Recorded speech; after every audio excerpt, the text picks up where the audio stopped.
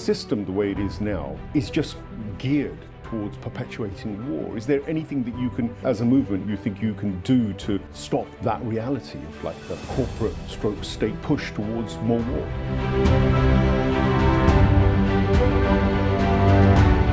This more multipolar world is a very, very dangerous one. And I think that's what's driving the situation. What we're seeing is a return to inter-imperialist competition.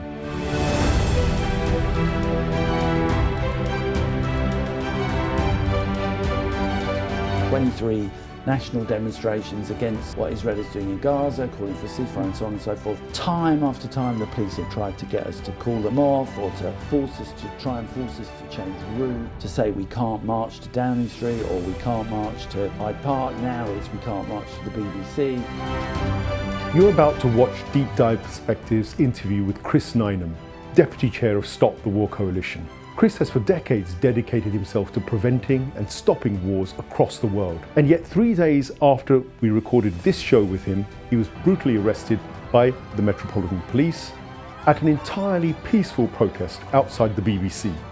And he's now awaiting a hearing in court along with dozens of other colleagues. This is a sign of growing surveillance capitalism, harassment, and violation of the basic fundamental freedoms and civil liberties that we've grown to enjoy. Something that we have to take note when we listen to Chris during this interview.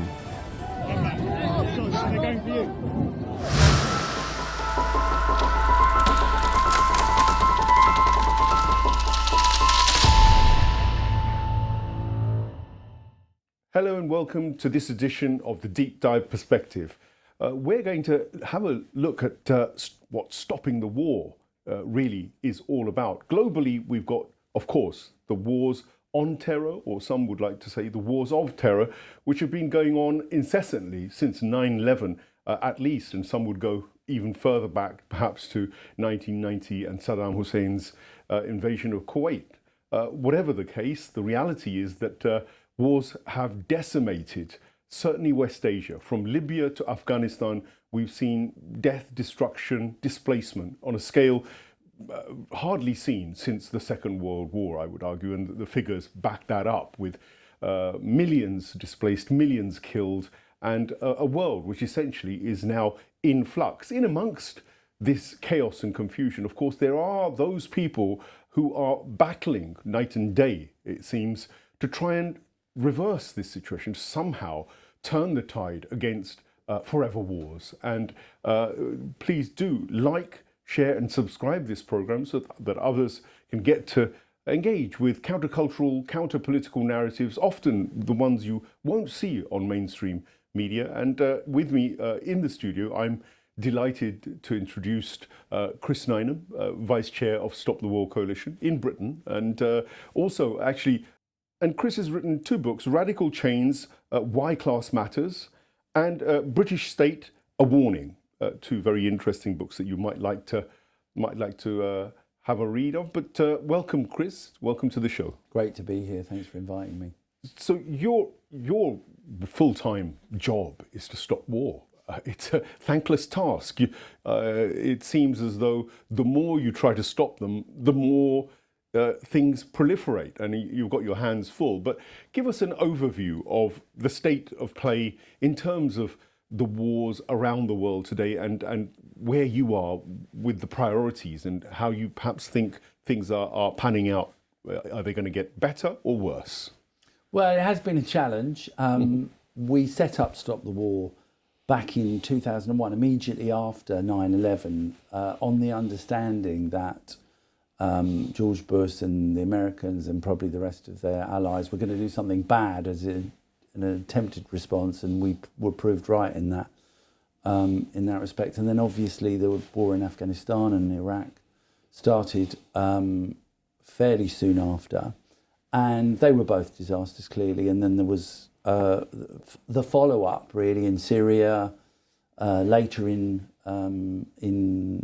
Libya as well, and we now are in a situation where, despite a lot of setbacks actually for the Americans and for the Western Alliance, we're in a situation where the world looks more dangerous and more volatile perhaps than any time since the Second World War, and we have obviously the prospect of a Trump presidency, which is fairly scary. Whatever he may have been projecting about being more isolationist, about in some way reflecting the anti-war mood.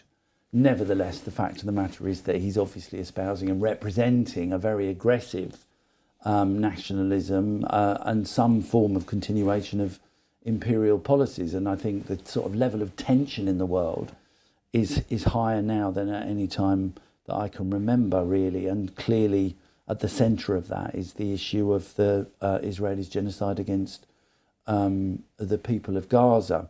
So, I mean, it's a very, very dangerous situation. It's a very frightening situation. And, you know, there's no doubt that this century has seen a return to a really open commitment to fighting foreign wars on the part of the Western Alliance.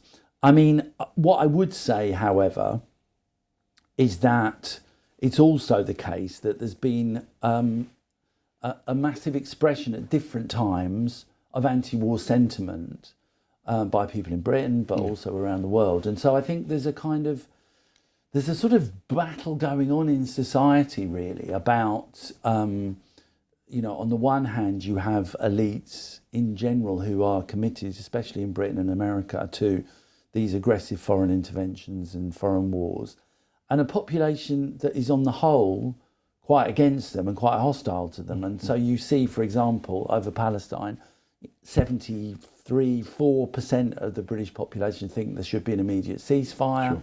Maybe there will be. Certainly there's no popular appetite for any more foreign interventions in Britain. So I think that the movement has actually had an impact, certainly on public opinion. And I certainly think we've also been able to inhibit further interventions. And you know, you think about it, I think it's going to be very, very difficult for a British government, and in a way possibly an American government as well, to actually put boots on the ground in large numbers in the way that they did in 2003 in Iraq again. And I think that's because of popular opposition.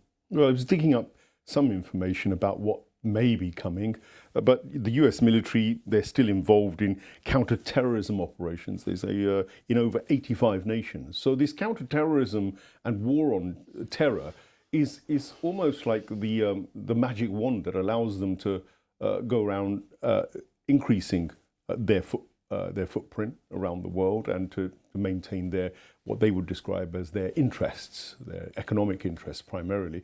They also ushers in more profit for corporations because they hand in glove. All the evidence indicates that the likes of Boeing and Lockheed Martin and whatnot, they're very happy about this situation. Since 9/11, their bonanza has run into the billions and billions. You know, I've got specific figures I'll be able to roll out, but it almost means that there's an incentive for a corporate drive on war. And it doesn't seem as though the United States, Britain, NATO, in terms of the establishment, are in any mood to stop that kind of that relationship. And so I'm just wondering whether the system, the way it is now, is just geared towards perpetuating war. Is there anything that you as a movement, you think you can do to stop that reality of like a corporate stroke state push towards more war? Well, I mean, one thing I'd say is, I mean, obviously it's true that the weapons manufacturers, the arms traders, are making an absolute killing, not just in terms of human beings, but in terms of the profits they're raking in.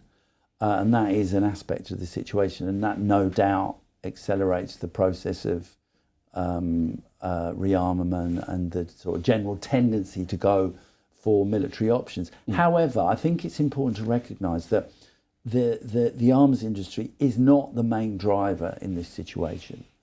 What we are seeing is the cross-party agreement in the United States, really, and in Britain, that foreign wars are necessary, that we need to increase defence spending, that we need to project our power internationally on the global stage. So this is coming from the establishment as a whole. It's not something that's being driven just by a section of corporate interests or big business. Sure.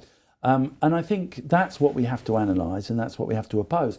And I guess the main reason why we are seeing a growing tendency on the part of the Western powers to push for war is essentially that since the kind of so-called unipolar moment, which was, kind of celebrated with the famous end of history and so on in the end of the 90s and the beginning of this century, we are now seeing US imperialism being challenged much more seriously.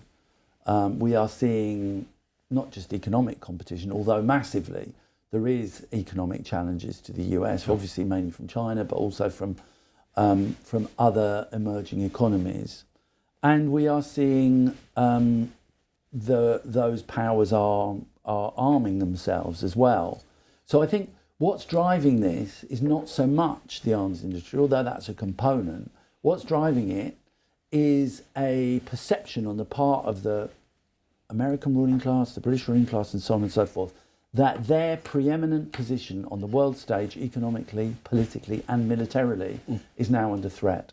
And in that sense, unfortunately, in a way, it reminds me of the period of the run-up to the First World War, of the period in the 1930s, when in different ways, you had a kind of recalibration of the global power system. And I think that's the problem, really, is that we're moving into a situation where, in one sense, this isn't a bad thing at all, that US hyperpower is being challenged. But this more multipolar world is a very, very dangerous one. And I think that's what's driving the situation. What we're seeing is a return to inter-imperialist competition.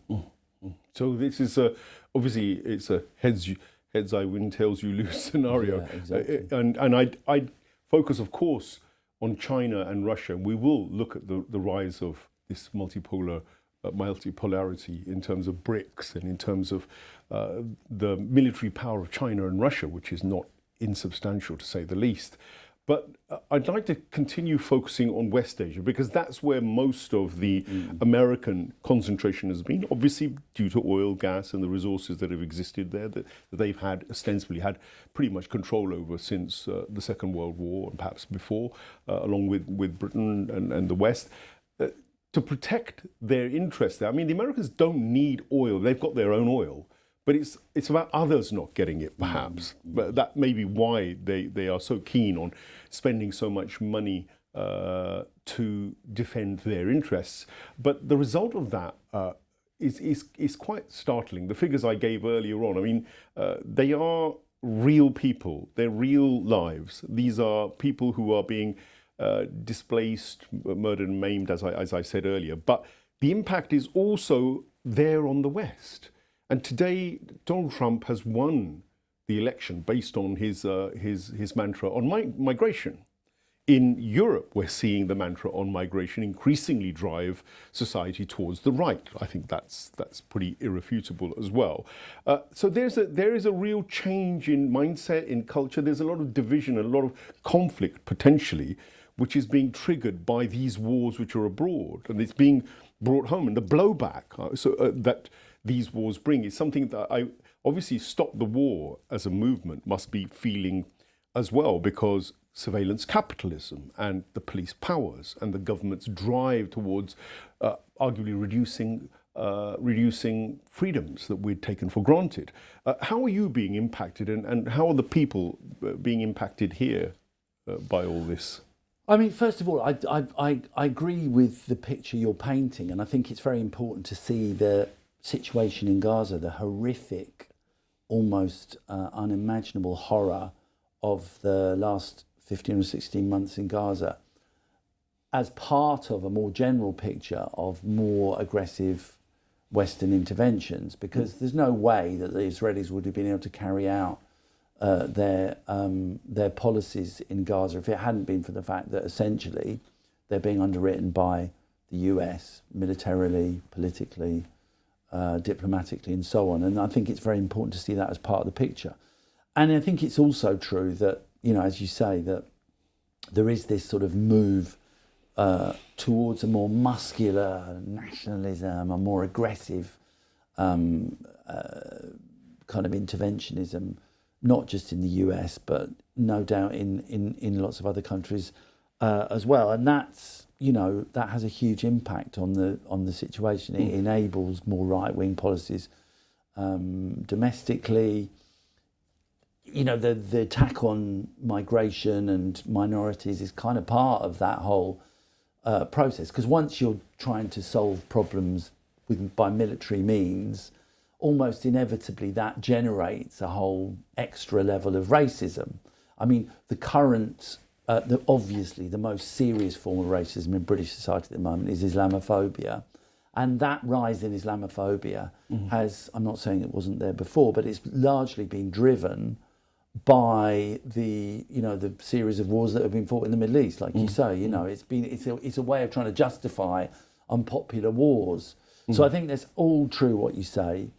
It does mean that we face much more difficult terrain in terms of practical things like having these demonstrations. This series of demonstrations, unprecedented, 23 national demonstrations against what Israel is doing in Gaza, calling for a ceasefire and so on and so forth.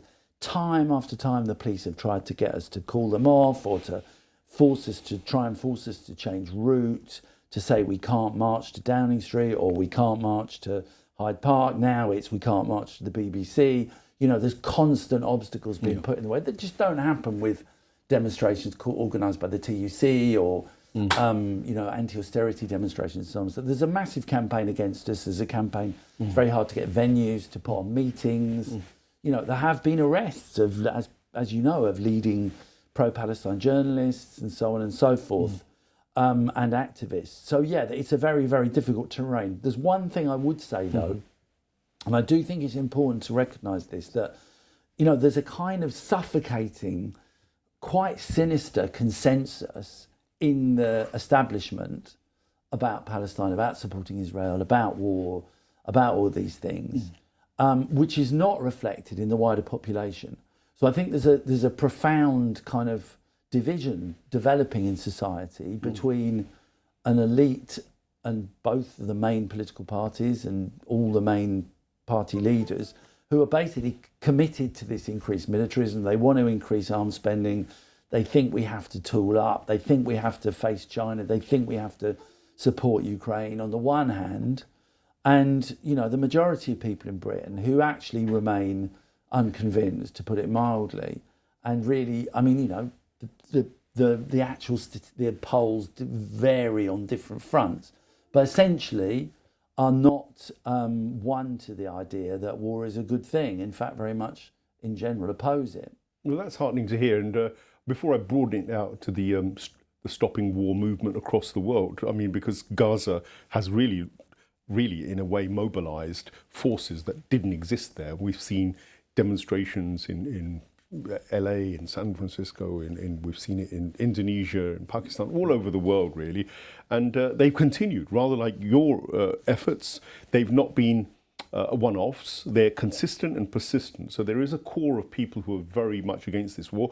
Jeremy Corbyn, who is very much part of, the Stop the War committed folk, if you like, and as a leader of the Labour Party, he was within a whisker of coming into power on ostensibly a foreign policy which was anti-war. Probably for the first time in living memory, a potential prime minister would have scaled back wars, undoubtedly, I think, with Jeremy. Of course, he was beaten, and it seems as though that people power on the ground didn't regard stopping wars or these foreign interventions as important as the economics. That's why I was trying to link the economic reality of people here in the West in particular.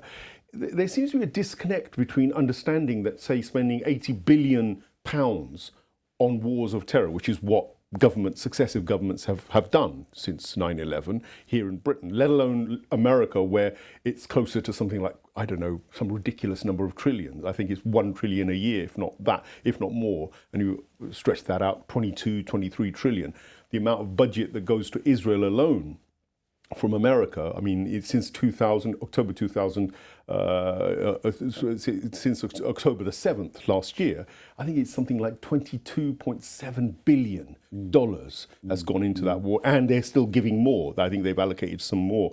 So these figures are absolutely eye-watering, really, because if I compare them then to, say, the NHS and keeping the NHS alive, and I talk about £80 billion just in Britain spent on these wars of terror, and then look at the return of those wars. You know, the Taliban are still in power. Iraq's still pretty much in semi-chaos. Libya is a complete wreck in terms of civil war continuing, and migration as a migration portal. It's causing all sorts of economic hardship to lots of nations, but also Europe. So without pressing the point too hard, but it does seem to me that economics and our welfare is inexorably linked to these wars of terror. Yet the ordinary public, is it political illiteracy? Is it sort of not understanding that actually is something which is in their own benefits to stop these wars? Is that what's not getting them to vote for the likes of Jeremy Corbyn?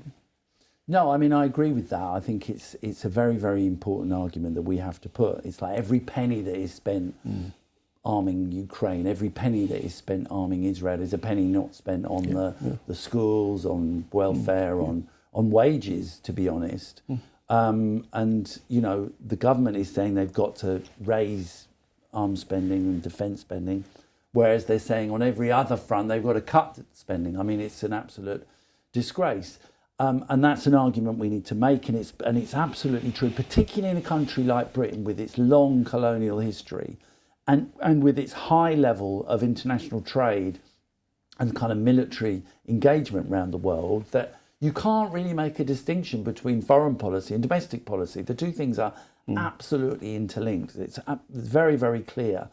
To what extent do people realise that? I mean, you know, I think the problem is that sometimes the left really, some parts of the left fall into the trap of saying, you know, really what matters is domestic policy. Really all people care about is you know, their wage packet and, you know, how well the NHS is operating. Now, obviously, people do rightly care about those things, but I actually don't think it's true that people aren't concerned about the wider picture. In fact, interestingly, when you step back and consider it, the two biggest demonstrations, probably in British history, but certainly this century in Britain, have both been about foreign policy issues.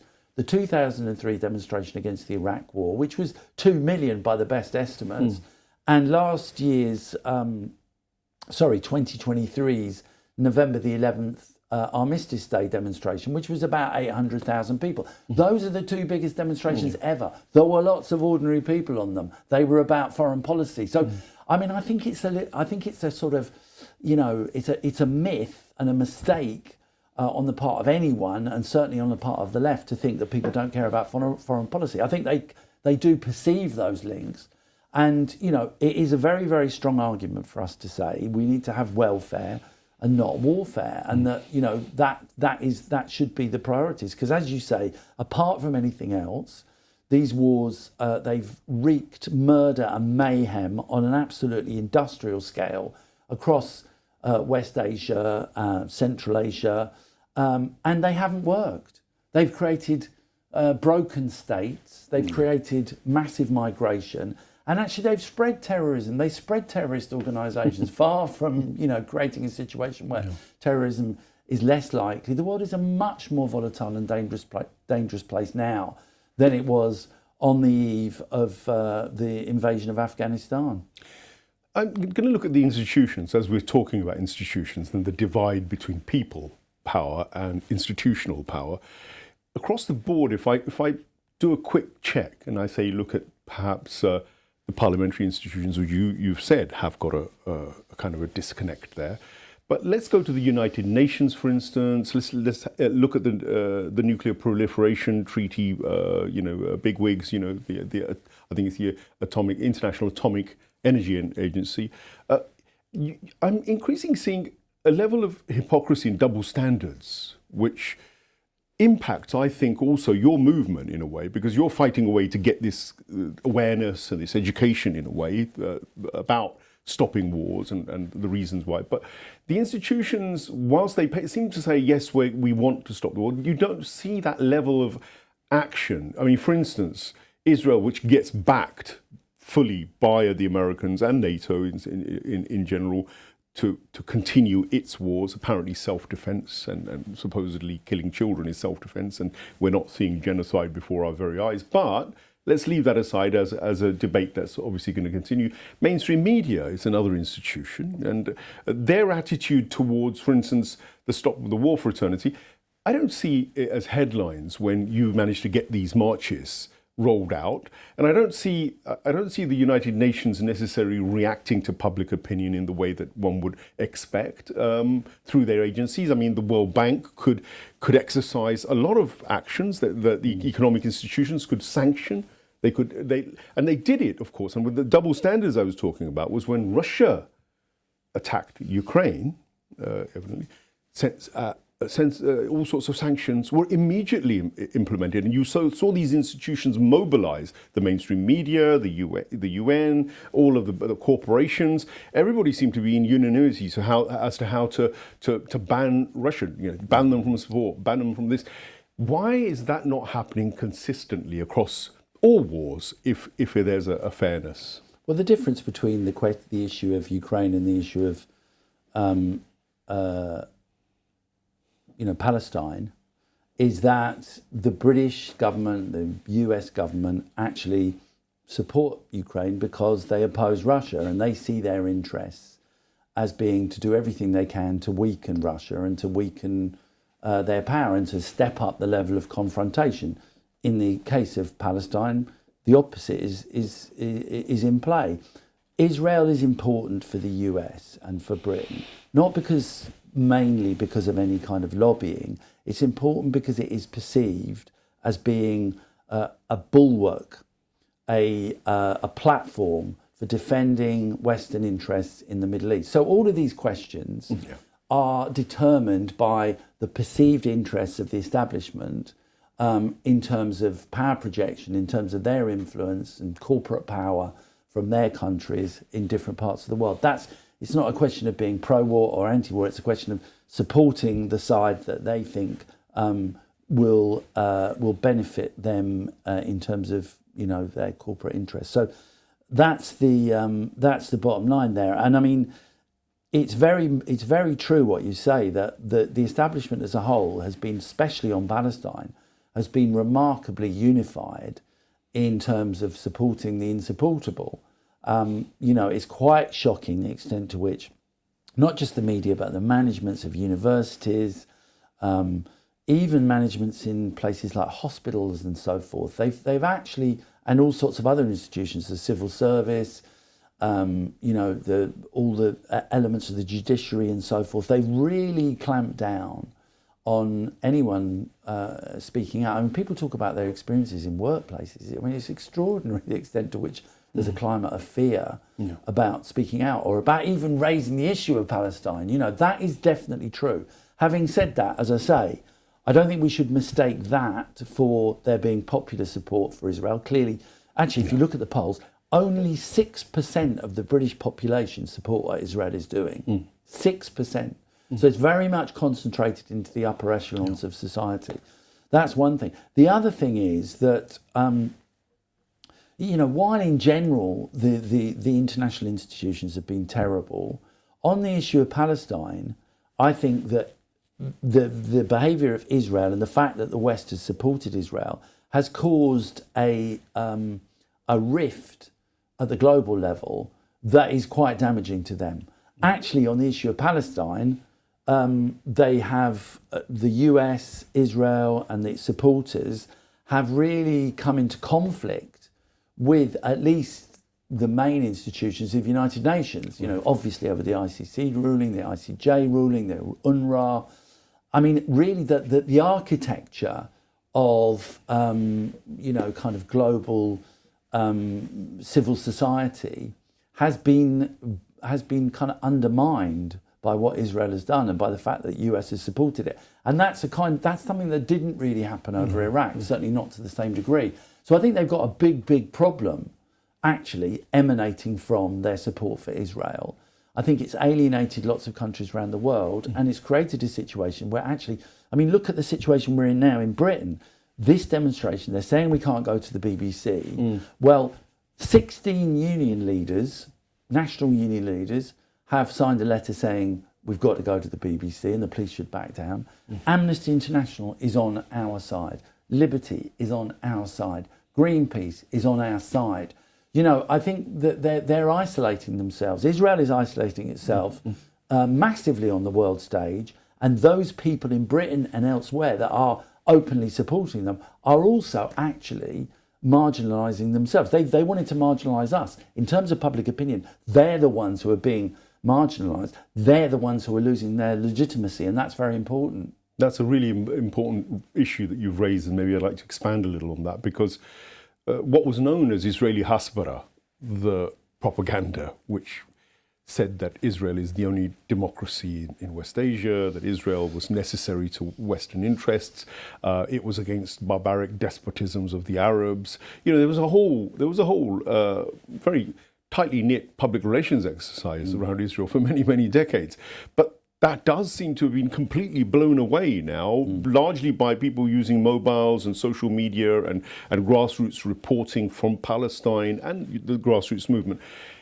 That's one, the impacts of that in terms of the way society will be and the way its relationship to power will be interests me, and how you as a movement might capitalize on that to create more awareness, but also the establishment and institutions doubling down and reacting to that new awakening, if you like. What are the implications? What is the potential battleground between you, the people, and the establishment over the next 5 to 10 years, given that they've seen there is a danger of the public actually rebelling against the direction that they want to take society? You know, surveillance capitalism. We could talk about forever wars. We can talk about even talking about the impacts of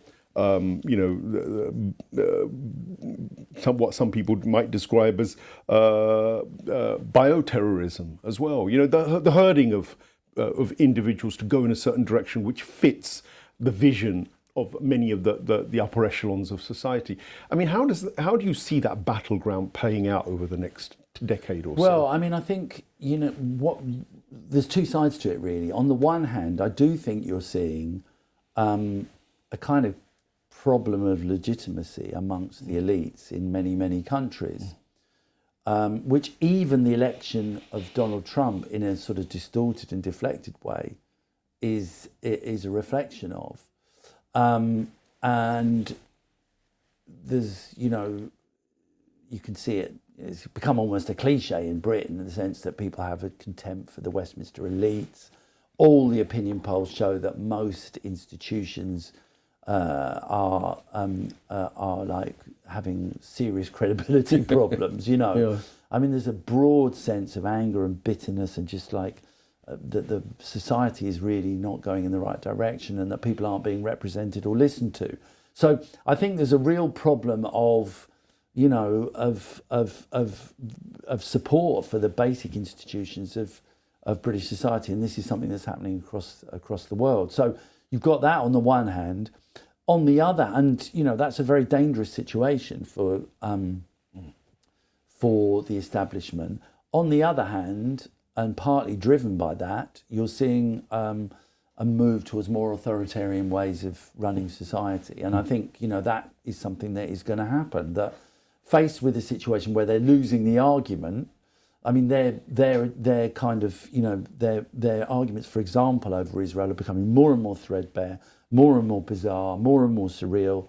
But faced with the situation where they half recognise that, you know, they are losing it, they will resort to arresting people. They will resort to banning demos. They will resort to sacking people who speak out about it. So that's the kind of dynamic.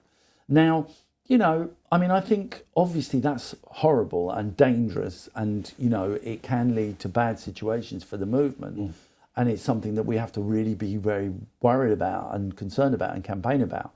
It's also, I think, not a particularly good situation for them, because I think, once you start imposing your rule in an undemocratic and authoritarian way, especially in countries which have, like Britain, some level of tradition of democracy and a kind of, a sense in Britain, I think there is a strong sense that freedom of speech and freedom of protest are important values in British society, to actually begin to clamp down and impinge on them. And, I think that's a bad and dangerous moment for the establishment as well. So, it's not a good situation. It's a challenging one. It's in some ways quite a frightening one.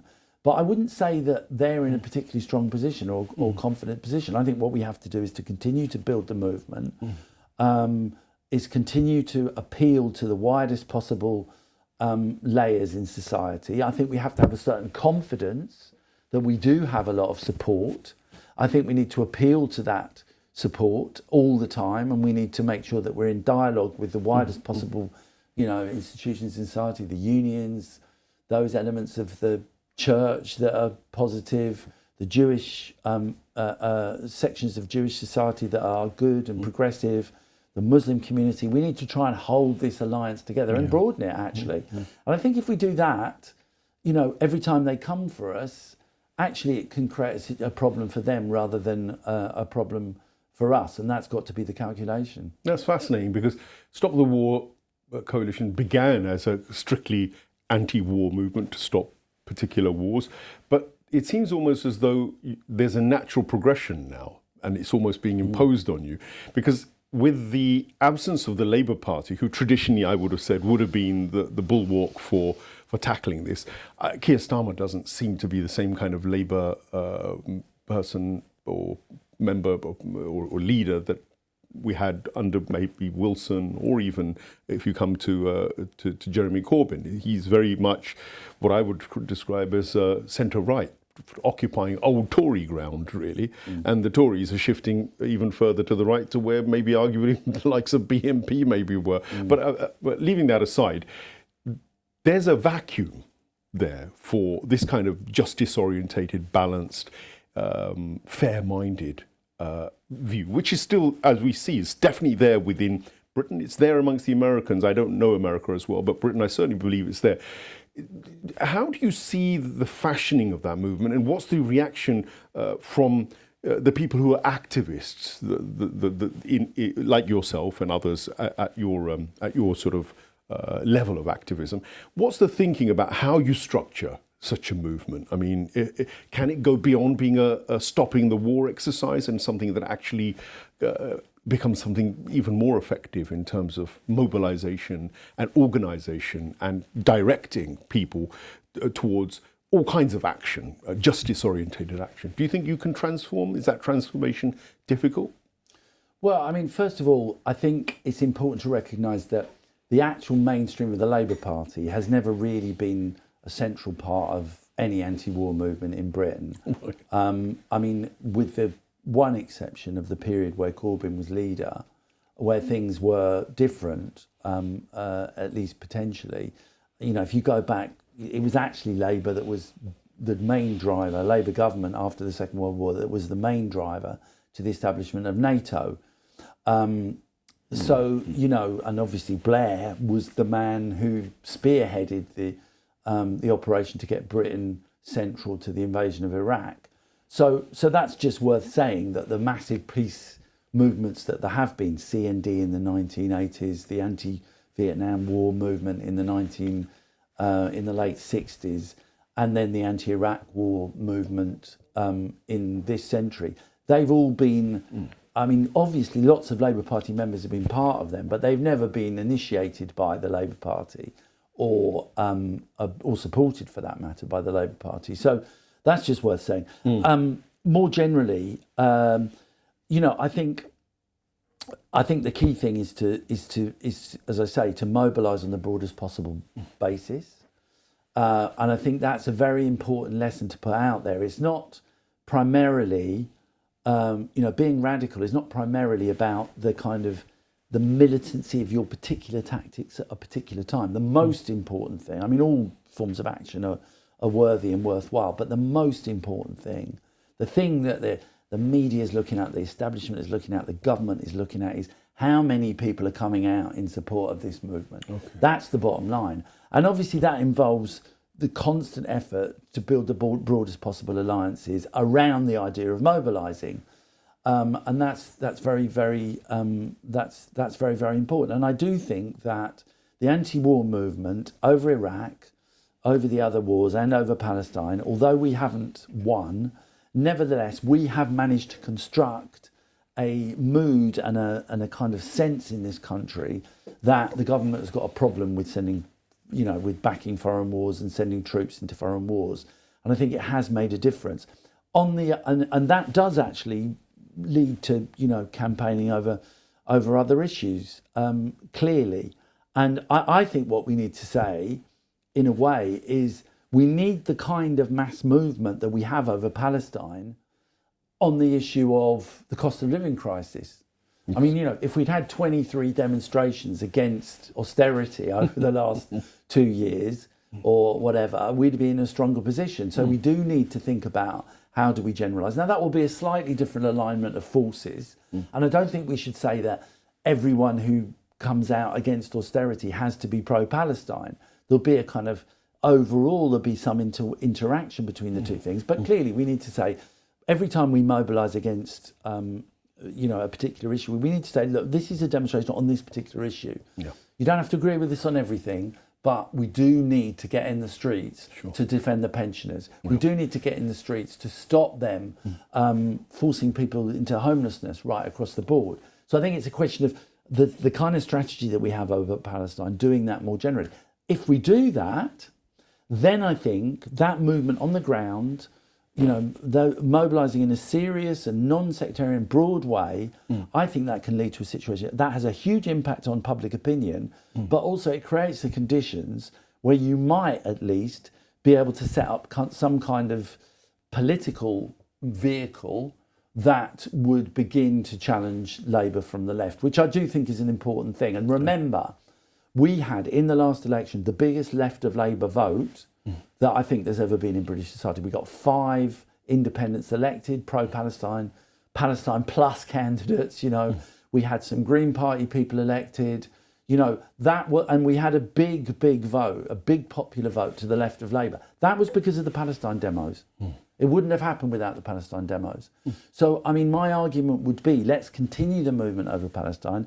Let's continue to oppose the wars in the streets, in the workplaces, in the unions. Let's start to construct a similar movement over austerity and over the cost of living crisis. And out of that process, I think you will see the seeds of something, of a new kind of political party that can challenge what I agree with you has been an absolutely miserable, craven and incompetent performance by the current Labour leadership, who should be ashamed of themselves. Well, that concludes a lot of what the vision I wanted to hear, and it's a fantastic vision. A lot of responsibility, requires finance, requires you taking on big business and maybe interests of a lot of people who would be very upset. So you're going to get the heat put on you more and more, I imagine. But the conclusion I want to really finish on is where I began, that the wars in West Asia are still the primary cause for death and destruction, and also the most likely to cause potential nuclear conflict as well, certainly nuclear proliferation. So going back, it seems as though Yemen is very much, if Benjamin Netanyahu has his way, is very much on the menu, and the Islamic Republic of Iran is also on the menu. Just as a conclusion, do you see, with the coming of Trump to power, do you see Netanyahu getting his way for more war, or do you think there's going to be a possibility of reining him in? I mean, it's very. Trump is almost by definition an unpredictable character, and I think it's very hard to predict particular policy positions that he's going to take up. Having said that, I don't buy the argument that in general he's a kind of isolationist who's against foreign wars and so on and so forth. And look at what he's been saying recently. He's talking about, incorporating Canada into the United States. He's talking about buying Greenland. Yeah. He's talking about, Panama. Outlandish Yeah, stuff. I mean, really, it is at one level outlandish, but at another level, to me, those are all statements of intent. You know, that this is going to be an administration that may, as you say, it may want to force a deal in Ukraine for tactical or strategic reasons. He obviously has been, Trump obviously has been central to forcing Israel to perhaps sign a ceasefire in the short term in the Middle East. But the idea that this is going to see, that his presidency is going to see a drawing back of US ambition around the world, I think is outlandish, really. I think we are going to see more tension. I think we're going to see partly economic tensions, but those can very easily spill over into military conflict. But I think in general we're going to see a very muscular America that is trying to throw its weight around in the world, and therefore my view is that the anti-war movement is going to be more important than ever, and that we're going to have to be very, very clear about the need not just to oppose in general what Trump is about and a kind of, an aggressive set of foreign policies, but also we're going to have to be very, very serious about trying to oppose the increase in arms spending that he's trying to manufacture around the world, and that ultimately we're going to have to try and force a situation where our kind of government's view that basically we do whatever America tells us has to end. The special relationship, if you like, that has to be broken, because it's been a disaster for Britain. It's been a disaster for the world. And the sooner we say, actually, we want to have our own foreign policy in this country and it has to stop being dictated by Washington. Under Trump, come on, this has got to end. And I think we've got a strong argument in those circumstances. And it's an argument that we're going to pursue over the months and years ahead. Chris, thank you so much for your time and some very fascinating predictions, and looking into the crystal ball's never easy, least of all now with a world in such flux. But thank you for giving it a go. And I think it just seems clear to me that war is in nobody's interests other than those who make profit from it, or those who impose their power and their dictatorial version of things. So opposing it is a no-brainer for anybody who has a justice orientation. Thank you for watching this edition of the Deep Dive Perspective, and thank you once again, Chris, for your valuable insights, and good luck on the campaigns that you're initiating and the battle that is clearly going on. And do hit that like button, hit the share button, and subscribe, because only with your support can we continue doing the kind of work that we're doing. And without us, you're at the mercy of mainstream media, which will take you, I think, in a direction which is not going to be in your benefit. Thank you for watching.